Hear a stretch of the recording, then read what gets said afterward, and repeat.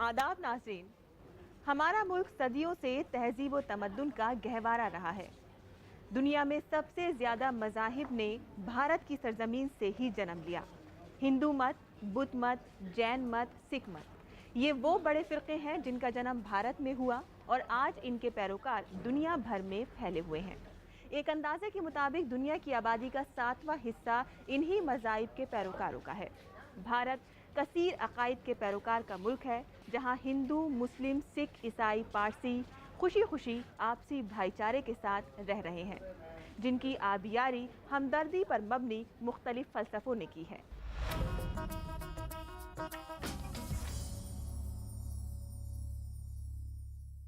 बुद्ध मजहब की बात करें तो दूसरे मज़ाहिब के निस्बतन इसका जन्म भारत में तो ज़रूर हुआ, लेकिन ये भारत से बाहर ज़्यादा मकबूल है।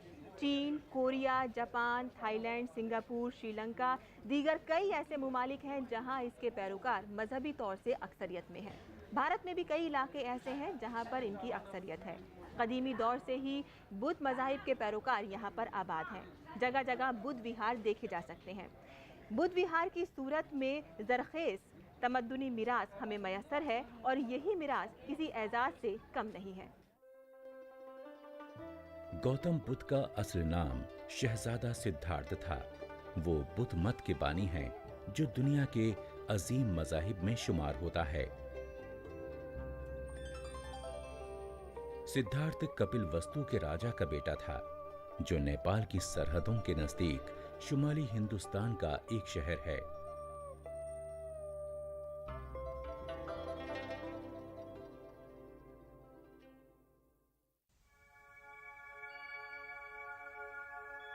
हमारा मुल्क सदियों से तहजीब व तमद्दुन का गहवारा रहा है।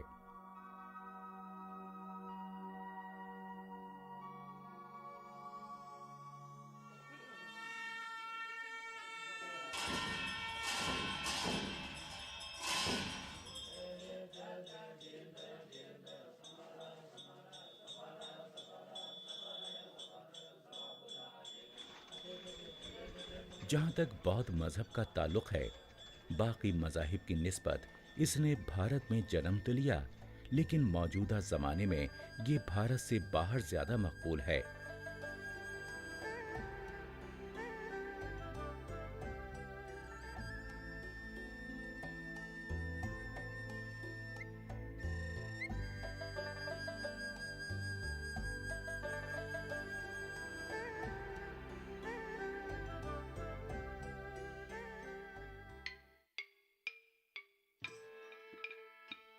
कश्मीर में हालांकि बौद्धों की आबादी आज ना होने के बराबर है, लेकिन हारून के ये खंडरात एक अजीम तहजीबी मिरास की तरफ आज भी निशानदेही कर रहे हैं। बुद्ध मत के हवाले से कश्मीर की काफी अहमियत रही है। राजा कनिष्क के दौर में बौद्धों का एक अहम मजहबी अजलास श्रीनगर के करीब हारून के मकाम पर मुनक्किद हुआ। पूरे बर्रे सगीर से स्कॉलर और आलिम हारून में जमा हुए और 6 रोज तक बौद्ध मजहब के मुक़द्दस सहाइफ पर बहस और इनकी तशरीह करते रहे। ये बुद्ध मत की तारीख में सबसे बड़ी मजहबी मीटिंग थी। बुद्ध मत के 4 तारीखी अजलासों में से इसे एक तारीखी सास वाक़या जाना जाता है, क्योंकि यहीं पर संस्कृत बुद्ध मजहबी अदब की जबान बनी।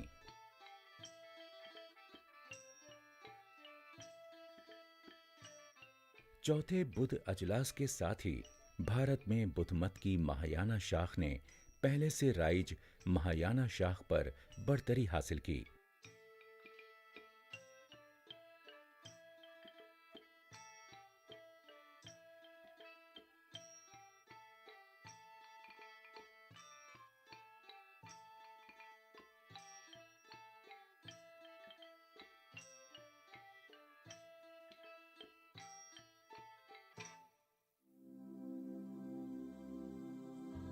तारकुत दुनिया मजहब होने की निस्बत से बौद्ध मत की नई साख्त जिंदगी की हसीन खुशियों के साथ साथ कुदरती मनाजिर की लुत्फ अंदोजी से भरी पड़ी थी, जो कि वादी में हर सू बिखरी पड़ी थीं।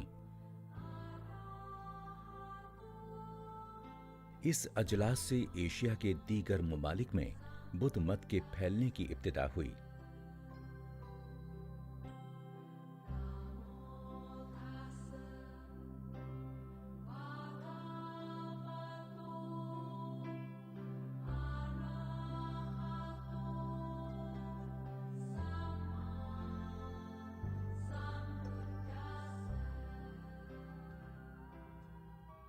ज़माने कदीम से यहाँ भारत में बुद्ध मत के पैरोकार आबाद हैं और यहाँ जगह जगह बुद्ध विहार देखे जा सकते हैं। बुद्ध विहार बौद्धों की इबादत, इनफरादी इस्तक़राक और मजहबी तालीम का अहम मरकज होते हैं।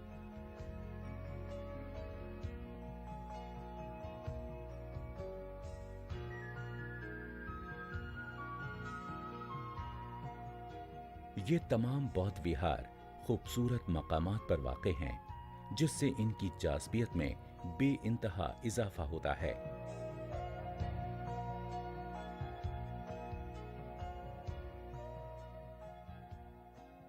खास तौर पर लेह इलाके में बौद्ध विहार सयाहों की दिलचस्पी का अहम मरकज हैं।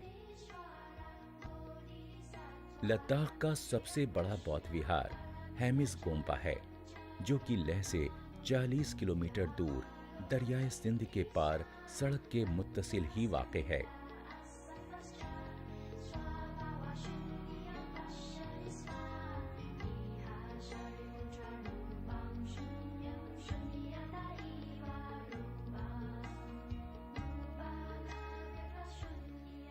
यहाँ बेशुमार तनख्वाह या कपड़े पर पेंटिंग के नमूने मौजूद हैं।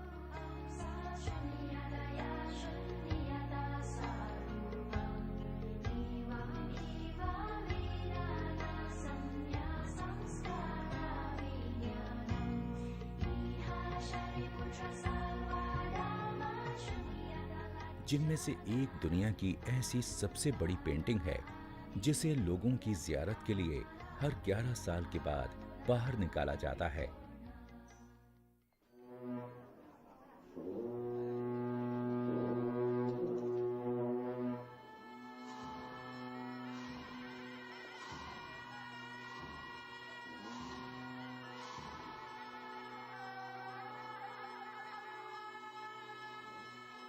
बौद्ध विहारों में त्योहारों के मौके पर काफी चहल पहल होती है और लोग मखसूस तर्ज के इंतहाई खूबसूरत मकामी रंगीन लिबास में त्योहार का हज़ उठाती हैं। बौद्ध मत की सूरत में हमें एक ज़रख़ेज़ तमद्दुनी मीरास मैसर है, जो हमारे लिए किसी एजाज़ से कम नहीं।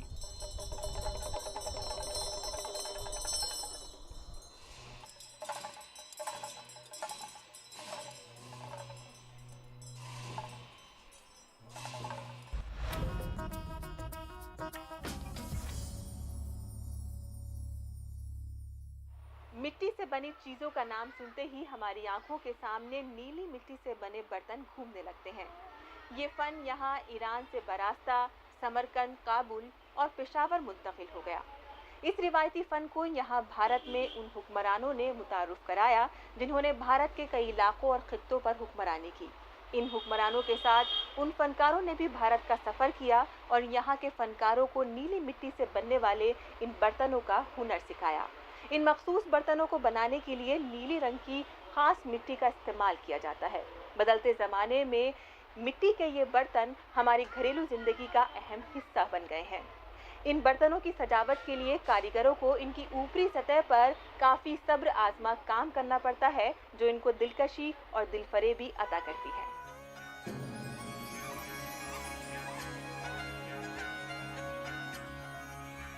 पहिया इंसान के इर्तिकाई अमल और सफर का पहला सीना, जिसने हमारी तख़य्युली परवास को पर दिए और हमारी तख्लीकी सलाहियतों को जिला बख्श दी।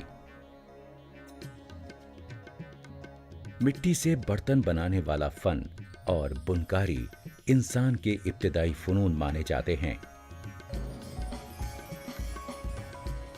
मिट्टी को पहले अपनी उंगलियों की महारत से मुख्तलिफ शक्लों में ढाला कुम्हार ने।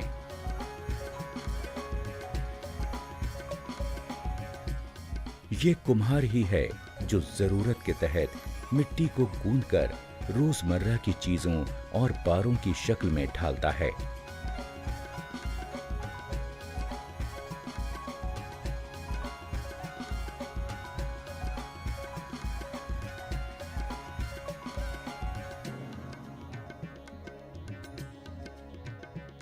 एक उम्दा लैंप से लेकर तख्लीक का ये फन सदियों से लेकर आज तक चला आ रहा है।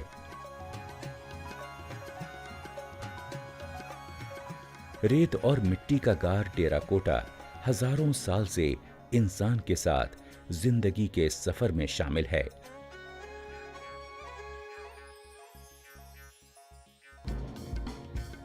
उदयपुर के गांव मलियल में सदियों पुराना ये फन एक बार फिर नई करवट ले रहा है।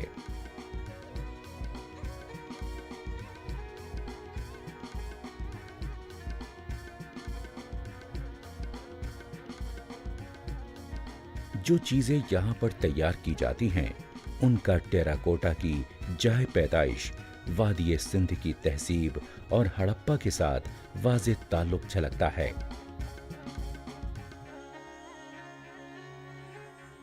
किस्से, कहानियां और लोक रिवायात मौजूदा जदीद तसव्वुरात के साथ मेल खाती दिखाई दे रही हैं।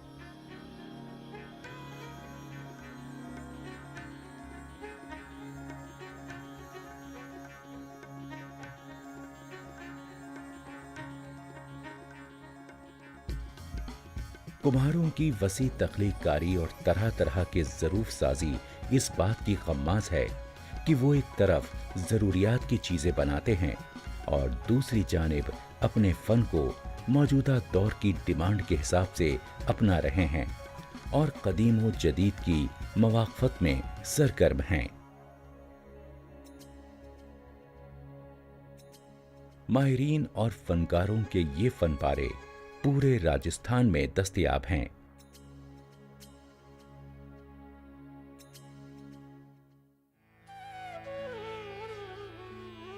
जयपुर का कुम्हार टोला पूरे आलम में नीले बर्तनों के फन के लिए मशहूर व मारूफ है।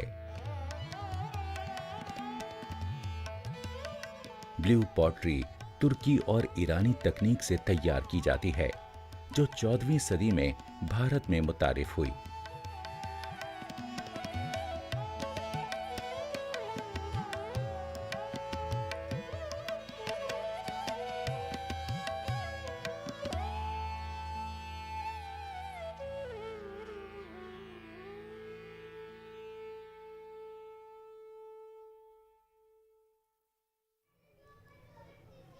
ये मखसूस ज़रूफ बनाने के लिए एक ख़ास नीले रंग की मिट्टी का सफ़ूफ, पत्थर का पाउडर, शीशे का बुरादा और मुल्तानी मिट्टी गूंथकर काम में लाया जाता है।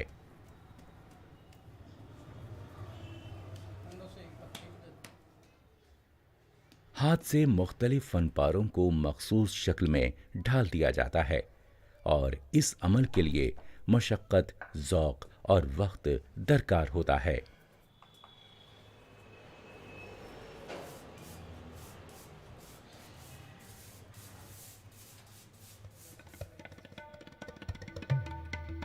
तमाम अशिया इंतहाई नाजुक तरीके से हाथ संभाल कर तैयार की जाती है।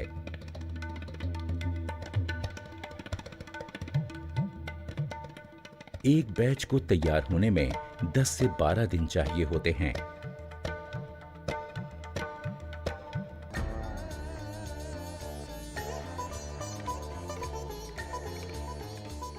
पिछली 6 सदियों से राजस्थान के माहिर फनकारों के हाथों से परवान चढ़ा हुआ ये फन नक़ूश और रंगों की आमेज़श में काफी आगे निकल चुका है।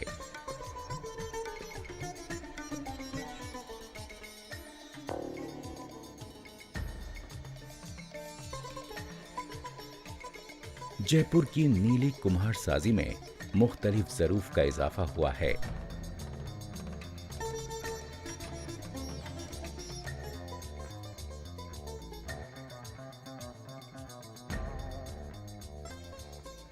नीली मिट्टी से तैयार किए जाने वाले इन प्रोडक्ट्स का काम इंतहाई सब्र आजमा और मेहनत तलब है।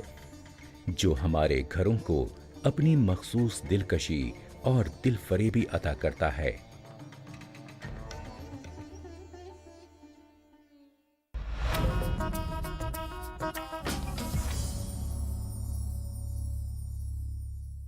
आप मुल्क के किसी हिस्से या इलाके में जाएं तो आपको वहाँ का कोई मुनफरिद खाना ज़रूर मिल जाएगा। अगर आप शुमाली भारत जाएं तो मुगलाई ज़रूर आजमाएं। वहीं जनूबी भारत में भी आपको कई लजीज पकवान मिल जाएंगे जो मुख्तलिफ रियासतों में मुख्तलिफ तरकीबों से पकाए जाते हैं। मशहूर तबाकी जायकों के अलावा भारत के गली कूचों में भी खाने पीने की कई अशिया मिलती हैं जिनको खाने वाले की मिकदार भी काफ़ी तादाद में देखी जा सकती है। पराठे वाली गली या गली पराठे वाली दिल्ली के चांदनी चौक में तंग और तारीख कूचे में पराठों की दुकानों की एक मारूफ जगह है। आइए आपको लिए चलते हैं इस गली में जहां गर्मा गर्म पराठे तैयार हैं।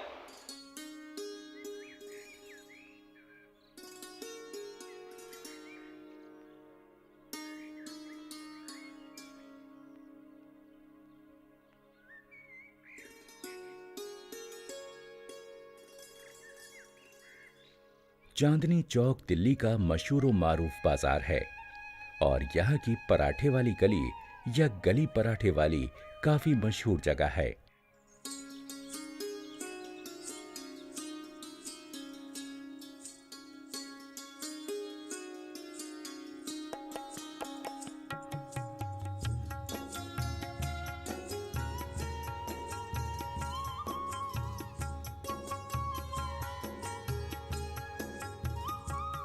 मुख्तलिफ किस्म के पराठों की दुकानें एक ही जगह पर जमा हैं, इसलिए न सिर्फ मुल्क में बल्कि बैरून मुल्क में भी पराठों का मखसूस एरिया माना जाता है।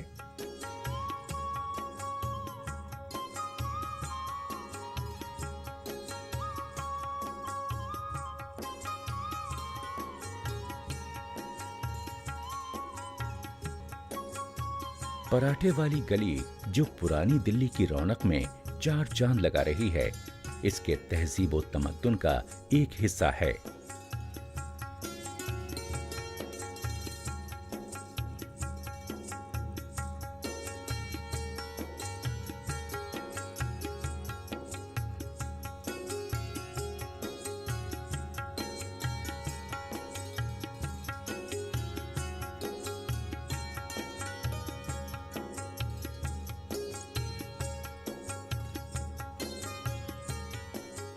पराठे यानी फ्राई की हुई रोटी हमारे मुल्क का एक बहुत पुराना तोहफा है, जिसमें तेल और घी की वजह से गैर सेहतमंद होने का रुझान चल पड़ा था।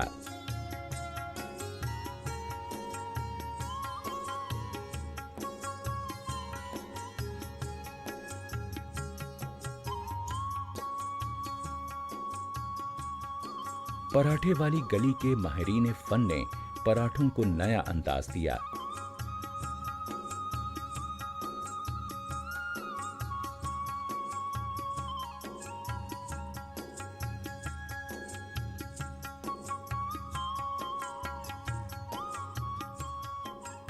यहाँ खालिस वेजिटेरियन पराठे तैयार होते हैं। चुनांचे बनाने वाले अक्सर ब्राह्मण हैं, इसलिए लहसुन और प्याज से भी पराठे नहीं बनते।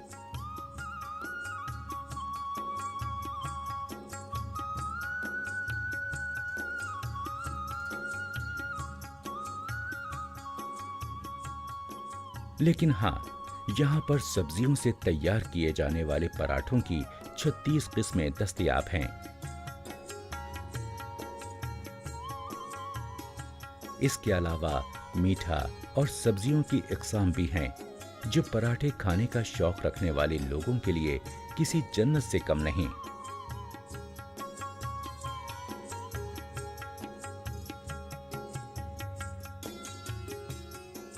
यहाँ पराठों की दुकानें सन 1857 से काम कर रही हैं और 1910 में इसका नाम पराठे वाली गली रखा गया था।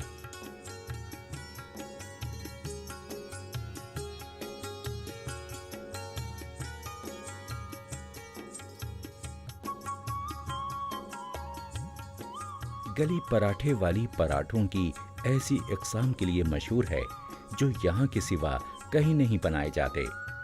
मसलन हरी मिर्च वाला पराठा, टमाटर का पराठा, करेले का, दाल का, काजू का, गुड़ का, मटर का पराठा इनमें शामिल हैं। इंसान का जहन यहाँ के मसालेदार की बू से महक उठता है।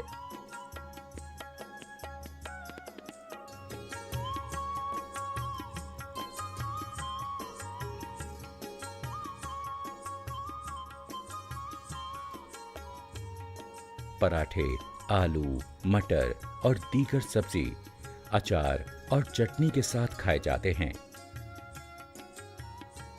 ये निस्बतन मुलायम होते हैं, जो मैदे के लिए हल्के भी हैं, लेकिन जायके में मुल्क के दूसरे पराठों के साथ इसका कोई मुकाबला नहीं।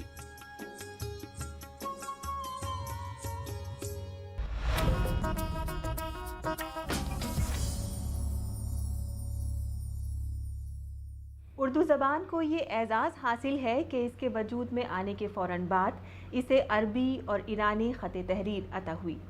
इसका एक फ़ायदा ये हुआ कि इब्तिदा से ही इसे ईरान में पहले से मौजूद खुशनवेसी एक तोहफे के तौर पर मिली।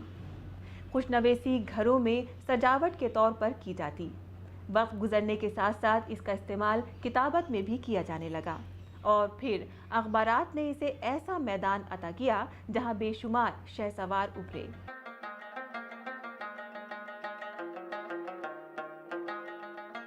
खत्ताती में कलम के जरिए और स्याही की मदद से अल्फाज में ऐसे पोशीदा मायने भर दिए जाते हैं जिनको समझने के लिए फनकाराना आंखों की जरूरत होती है।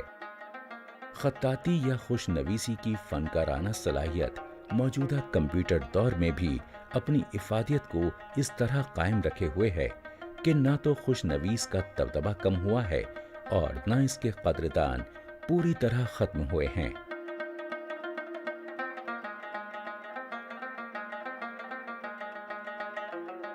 ज्यादा वक्त नहीं गुजरा जब ज़ख़ीम किताबें हाथों से तहरीर की जाती थीं और अखबारात की चटपटी व मसालेदार खबरों को भी कलम की नाक के जरिए ही मीठा या जहरीला बनाया जाता था।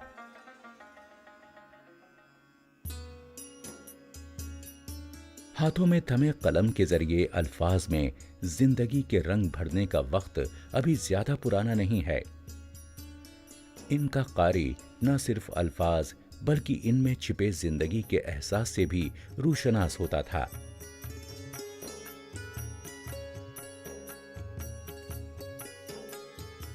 उर्दू जबान को ये एजाज हासिल है कि इसके वजूद में आने के फौरन बाद इसे अरबी और ईरानी खत तहरीर अता हुई। इससे ये फायदा हुआ कि इब्तिदा से ही इसको ईरान में पहले से मौजूद खुशनवीसी एक तोहफे के तौर पर मिली। जब से ये फ़न शुरू हुआ है इस्लामी, जब से साहबा इकराम के ज़माने से, और ये बराबर पूरी दुनिया के अंदर फैल गया। ईरान के अंदर बड़े बड़े खत्तात पैदा हुए, हिंदुस्तान के अंदर आया। जब इस्लाम यहाँ आए तो यहाँ बड़े बड़े बादशाहों ने पुरानी इमारतें तामीर कराईं, उसके अंदर बड़ी खत्ताती कुरान की आयतें, तो बाहर मुल्कों से बड़े बड़े खत्तात बुलाए और यहीं रहने लगे। तो बादशाहों को भी बहुत इससे मोहब्बत थी, फ़न से शौक़ था। पहले पहल खुशनवीसी घरों में सजावट के तौर पर की जाती थी, लेकिन वक्त गुजरने के साथ साथ इसका इस्तेमाल किताबत में भी होने लगा। फिर अखबारात ने भी इसको एक वसी मैदान अता किया।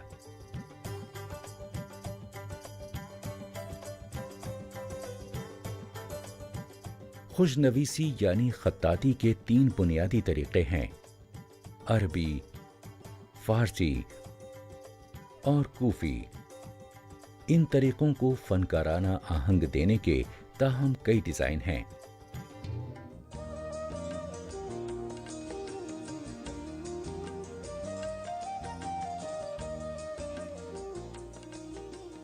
कंप्यूटर दौरे जदीद की एक कारामद ईजाद तो है, मगर इस ईजाद ने उर्दू ज़बान की फनकाराना मिरास यानी खुशनवीसी, जिसको खत्ताती भी कहते हैं, इसको इस कदर नुकसान से दोचार किया कि अब कलम की धार तलवार से ज्यादा तेज दिखाई नहीं दे रही है। कंप्यूटर की वजह से आहिस्ता आहिस्ता इसके अंदर इसकी अहमियत में कमी होती गई, लेकिन शौक़ में कोई कमी नहीं है। कॉलेजों के बच्चे, स्कूलों के, मदरसों के और बहुत शौक़ से किताबत ये ख़त्ताती सीखते हैं। भारत के खुशनवीस शायद इसीलिए कंप्यूटर को इनके फ़न पर गिरने वाली बिजली से ताबीर करते हैं कि इसने इनके फ़न को भस्म करके रख दिया है। कंप्यूटर पर इन पेज उर्दू फ़ॉन्ट्स के सॉफ्टवेयर ने खुशनवीसों और इनके फ़न को नाकाबिले तलाफी नुकसान पहुंचाया है। ताहम इसके बावजूद इस फनकाराना सलाहियत को अब तक ना तो पूरी तरह मारा जा सका है और ना आइंदा ऐसा होने वाला है।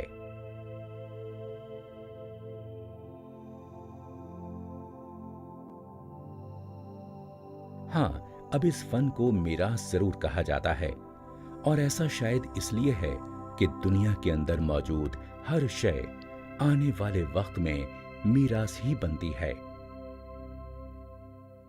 खत्ताती या खुशनवीसी का ये वलवला आज के इस कंप्यूटराइजेशन दौर में भी कम नहीं हुआ है और इसके कदरदान आज भी है। ये हमारी मिरास है। भारत की तहजीबी और सकाफती मिरास का ये सफ़र अगले शुमारे में भी जारी रहेगा। अब इजाज़त दीजिए, खुदा हाफिज़।